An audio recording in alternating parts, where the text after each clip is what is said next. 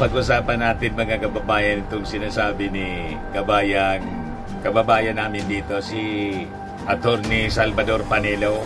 Kasi sabi po ni Panelo, kanya-kanyang reaction sila. Si Bato, si Bungo, sige dinay po. Sukol na paano sila mga kababayan. Ngayon si Panelo dumipensa kay Digong. Kabayan, yung mga statement po ninyo na pure imagination lang ni Colonel Garma yung sinasabi, yung mga allegations, walang epekto yan. Ang nagbabagang mga balita at pagtalakay sa mga isyu ng lipunan. Bulsa! Opinyon, banat at paglalantad sa katotohanan. Bulsa! What you see is what you get. You decide. Kanyang mga statements po, you just dismiss it as pure imagination, allegation. Ang maganda po niya, pare-parehas naman kayong abogado ni Digong, totooin niya yung kanyang sinabi sa interview na a-attend siya doon sa Quadcom hearing. O di sumama ka, magpaliwanag si Digong sa harap ng Quadcom, hindi yung puro kwento. Wala man po maniwala sa inyong puro kwento. Kasi yung ating mga mamamayang Pilipino, sunado na kayo, kilala na po kayo ang karakas ng inyong mga pagmumuka. Alam na ng mga mamamayang Pilipino kung gaano kayo kasinungaling. Si Inday nga, mga kababayan, hindi nag-take oath doon sa Congress kasi hindi man talaga siya magsasabi ng totoo. Si Bato, si Bungo, lalo na si Digong po, mga kababayan, pabali-baliktad yung mga statement. So, maganda kung umarap kayo sa Congress, sumama ka bilang abogado para magkapag-take oath na magsasabi ng totoo at pawang katotohanan lamang. Hindi yung mga statements lang sa media. Ito yung sabi ni Panelo, former lawyer, Duterte lawyer, dismisses drug war allegations as pure imagination. But before ko mga kababayan ibigay sa inyo yung full story ng balitang yan, click subscribe muna dito sa ating YouTube channel and hit the notification bell po para lagi kayong updated sa mga gaganapan dito sa ating bansa. Like and share na rin po ninyo ng ating video. At wag na rin po ninyo na-skip yung ating mga commercial ads para tuloy-tuloy lang ang pag-unlad ng bagong Pilipinas. Ayos pa, balikan natin mga kababayan yung ating kwento. Itong statement ni Panelo. Wala man ito Panelo na maniniwala sa mga kwento ninyo kasi kilala kayong mga sinungaling. Lalo na yung amo mo, si Digong. Ang sinabi ngayon, bukas iba na. Umarap kayo sa congressional investigation sa Quadcom. Lahat ng statement ninyo doon, sumpaan ninyo para pag halimbawa nagsinungaling kayo doon, pwede kayong habulin. Di ba? Kasuhan kayo ng perjury. Kwento kayo ng kwento sa media. Hindi ninyo mabibilog ang isipan ng mga mamamayang Pilipino. Kumprontahin ninyo si Garma kung gusto ninyo. Yung sinabi daw na Davao model of payment and rewards para sa pagpatay, yung extrajudicial killings during former President Rodrigo Duterte's war on drugs, pure imagination or fertile speculation. So sabi ni Panelo, si Garmania does not claim that she was a part of or an operator or executioner of the Davao model. So paano niya malalaman yung operation? Assuming it did exist. Sabi ni Garma doon sa kanyang affidavit, willing siya daw na mag-execute ng supplemental kasi baka may mga nakalimutan siyang sabihin. Magsusupplemental affidavit daw siya. So, hintayin ninyo kasi yung mga minensyon na mga personalities, ipapatawag pa rin yun ng Quadcom. O ngayon, kung talagang totoo yung sinasabi ninyo, mas totoo kaysa sa sinasabi ni Garma, harapin ninyo si Garma. Yung mga maiisog kayo, di ba? O ngayon nga, si Garma, kinatatakutan. Ngayon po, iyak ng iyak po sa Quadcom. At sabi niya, natatakot siya daw sa kanyang buhay. Biglang nabago, mga kababayan. Dati po, kinatatakutan si Garma. Remember yung si Colonel Padilla? Yung ng balitang yan, click subscribe muna dito sa ating YouTube channel and hit the notification bell para lagi po kayong updated sa mga kaganapan dito sa ating bansa. Like and share na rin po ninyo ang ating video. At huwag na rin po ninyo na skip yung ating mga commercial ads para tuloy-tuloy lang ang pag-unlad ng Bagong Pilipinas. Sa mga nagana po ng malinis and spacious fitness gym, pumunta lang po kayo sa aming Colossal Fitness Gym. We also offer Grab Car Rental with our brand new 2023 model ng Toyota Innova. We also accept booking for those who are planning to travel via PAL, Cebu Pacific, and other airline companies, local and international, and bills payment for Meralco Bills, Aleco Bills, PLDT, etc. Ang Colossal Fitness Gym is located at 3rd floor Security Bank Building, Lanco Business Park, Legazpi City, Albay. For inquiries, look for Gilon Maravillas, contact number 0966-802-0949. Yan po yung aming Innova. Lagi na pong matao sa amin.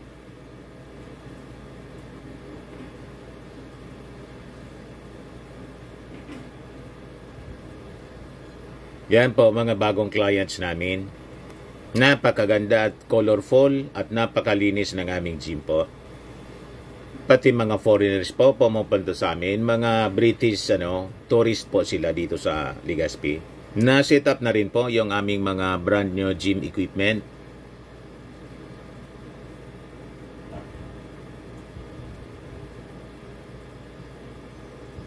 May treadmill na rin po kami. Ito naman po yung bago naming product na binibenta online. Eye Glow Serum, whitening po siya. Tingnan ninyo yung epekto sa aking anak na architect before and now. Yung mga inquiries po ninyo, dumiretso na lang kayo sa kanyang Facebook account, Riz Maravillas. Ito naman po, Firmax Firming and Lifting Cream, pinapahid po sa mga pulses and affected area. Mainam po sa paninigas na mga kaso-kasuan. Ito naman po, Automax Radiant Serum. Sa mukha naman yung application, anti-aging po siya. You will look 10 years younger than your age. Sa mga cancer patients naman po, baka lang gusto ninyo itong itry. Neng siya red mixed fruit drink. Hindi mo po siya gamot, food supplement siya. Kaya lang, gawa siya mga kababayan sa goji berry. Yung goji berry may anti-cancer properties. O ngayon, yung mga inquiries ninyo, dumiritso na lang kayo sa aming messenger sa Facebook para masagot namin agad. Ayos pa? Ayos na ayos niya, Mr. Maravilla. Davao Penal Colony, takot na takot pong magsalita. Pero finally, nagsalita rin po sa Quadcom hearing. O ngayon, si Garma po iyak ng iyak. Anyway, ang pinakang matapang dito sa Pilipinas, si Digong po, na sabi nga hindi siya pauli ng buhay kung pumasok yung ICC. Di patunayan niya, mga kababayan, yung tapang niya. Harapin niya yung Quadcom. At yung kanyang sinabi doon sa interview, na harap siya. May continuation po ng Quadcom hearing, Wednesday o Thursday siguro. Advise na po ninyo, Panelo, at sumama ka doon bilang abogado. Sabi ni Panelo rito, it is noticeable that her so-called knowledge of the alleged plan to fight illegal drugs is all hearsay. She says, the information was conveyed or relayed to her by her sources. She has absolutely no personal knowledge.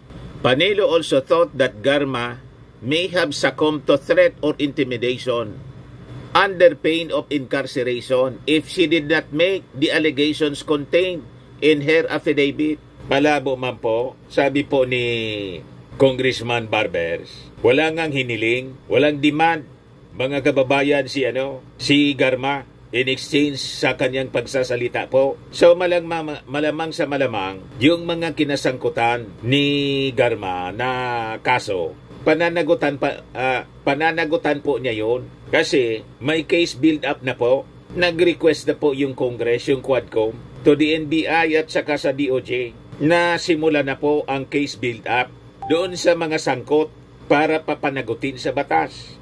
Ganon po, mga kababayan. Sabi pa ni Panelo, one cannot launch a successful war on drugs without an effective legal strategy anya to neutralize the drug cartel in organized crime, which necessarily will involve funding from the government.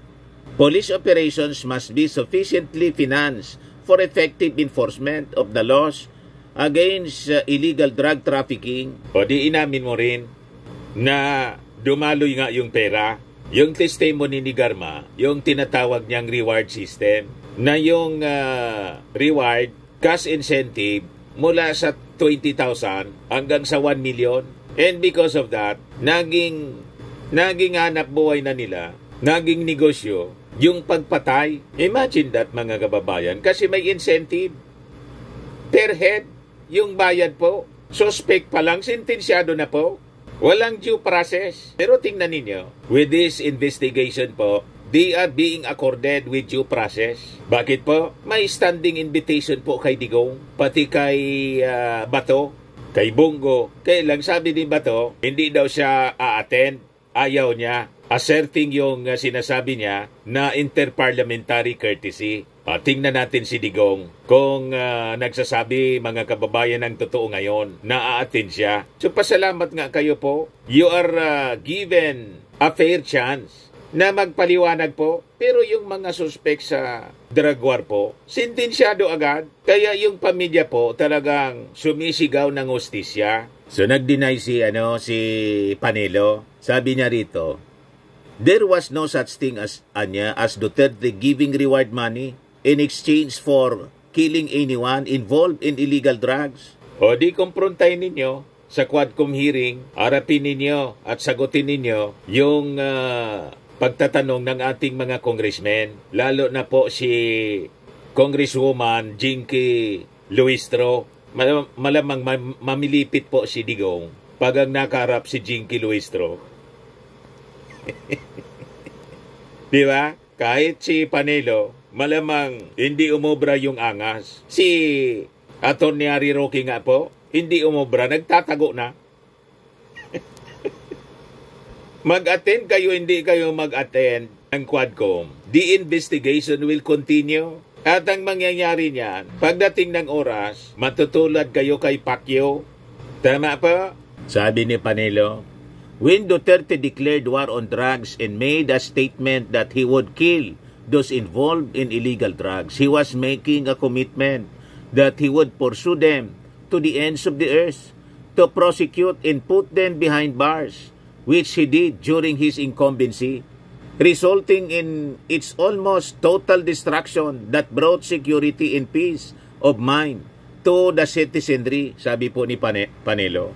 Malabo po, biglang nagbago yung statement po ninyo. Kahit pa magbago yung statement ninyo, na-document po, ang dami pong na-EJK, close to 30,000 yung na-EJK. Mas matindi pa po sa Super Typhoon Yolanda.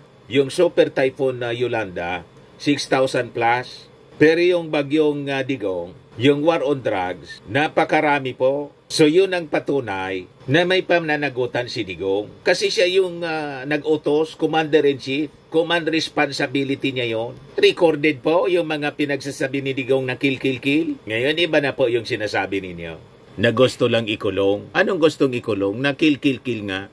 So sabi dito ni Panelo, the political enemies and detractors of Duterte will not stop at throwing the kitchen sink at him by using coercion and money to compel persons to testify falsely against him, sabi ni Panelo. These political scoundrels will not succeed. The Filipino people can see through their evil intentions. Sabihin mo yan, Panelo, sa sarili ninyo. Tama? Kayo yung mahilig mag-akusa ng kung ano-ano. O tingnan ninyo, yung kinaso ninyo na mga sabi, sangkot sa droga, si Dilima, o diba, napawalang sala ng korte.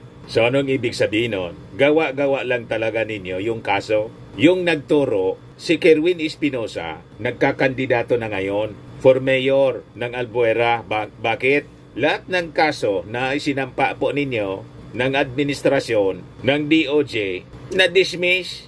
So yun ang patunay. So walang tinatapon na kitchen sink sa inyo, kundi kayo ang gumawa ng sarili ninyong kitchen sink at yung laman inihilamos ninyo. Tama. O ito nga, tingnan mo si Bato. Sabi ni Bato noon, mga kababayan, Kerwin is like the missing link. He is like the missing piece of puzzle. Ganon kahalaga ang kanyang papel. Marami siyang maiko-connect. Sasabihin niya lahat kung sino yung supplier niya, sino yung distributor niya, upline, downline, protectors. Lahat-lahat ng nakinabang. Sasabihin niya, that's how important he is. Kaya ang sabi ni Bato, nung iniharap niya si Kerwin Espinosa sa Senado para idiin si Laila de Lima. Naniniwala siya kay Kerwin Espinosa. Ngayon po, sinungaling na si Kerwin, umuusok si Bato. Ang masasabi ko lang kay Kerwin Espinosa, sinungaling siya. Kung makapag-istorya siya ng ganon, makapagsalita siya, akala mo kung sino siyang malinis, bakit siya magawa-gawa ng istorya? Samantalang noon, ang bait-bait niya nung nasa kustodya namin. No, he is not a credible witness. Kaya sabi dito ng Impact Leadership, Bato versus Bato. Senator Bato de la Rosa dismissed Kerwin Espinosa's accusations that he pressured him to implicate former Senator Laila de Lima and Peter Lim in the illegal drug trade, calling Espinosa an unreliable witness and labeling him a liar. Sinungaling na ngayon si Kerwin kasi itinuro kayo na kayo yung nag-pressure para ipin down si de Lima. Kung sinungaling si Kerwin Espinosa, bakit yung mga kaso na isinampa po ninyo dismiss ng husgado?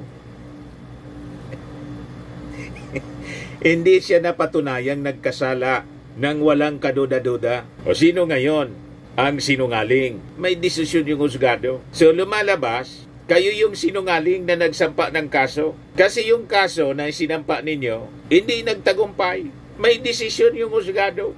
Yung itinuro, pinin down na senador, si Laila de Lima, ganun din. 3 asunto.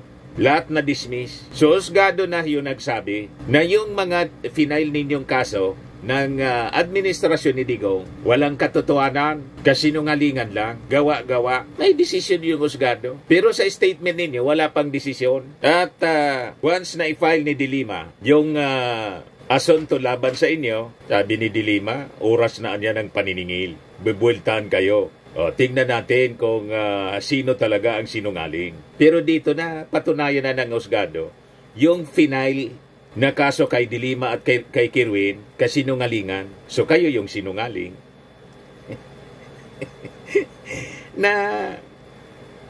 Na-dismiss yung kaso. O ngayon, ito yung statement ni Nery Colmenares kung bakit po sa ICC sila nag-file ng kaso. Hindi dito sa local courts. Laban kay Digong at Bato, mahirap magsampa ng mga kaso dito sa atin kasi mahirap kumuha ng ebidensya. Walang CCTV, walang police report, walang police na nag-imbestiga. Pati prosecutor ayaw mag-file ng kaso. Yan sabi rito, families of HCK victims seek justice from ICC as filing cases locally proves challenging. Sabi po ni Colmenares. So yun pala mga kababayan ang rason. Na-file na, pending siya doon. Kaya nga po, sabi ni Nery Colmenares, nananawagan siya sa ating Pangulong Bongbong na yung result ng investigation dito, i-turn over daw sa ICC. Iwan ko kung ano yung magiging posisyon dito ng ating Pangulong Bongbong. Abangan na lang po natin.